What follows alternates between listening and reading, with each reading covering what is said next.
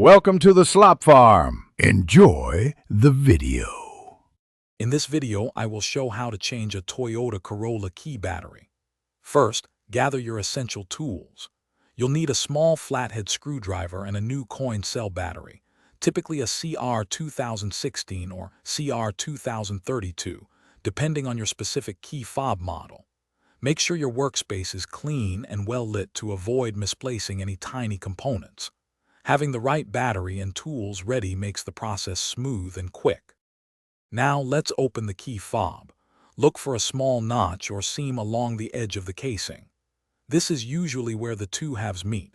Take your small flathead screwdriver and gently insert its tip into this notch. With a slight, careful twist of the screwdriver, the two halves of the key fob should begin to separate. Be gentle to avoid damaging the plastic casing or internal components. With the key fob open, you'll see the old battery. Before removing it, take a moment to observe its orientation, noting which side is facing up. Gently use your screwdriver to pry out the old coin cell battery from its slot.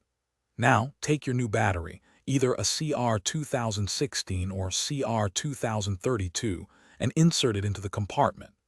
Ensure the positive side, usually marked with a plus sign, faces upwards, just like the old one. Finally, let's reassemble and test your key fob. Carefully align the two halves of the casing, making sure all the internal components are properly seated. Gently press the halves together until you hear and feel them securely snap into place. Once reassembled, it's time to test. Go to your Toyota Corolla and check if the lock and unlock buttons and any other functions are working correctly. You've successfully changed your key battery. Thanks for watching. Consider subscribing if we helped you today.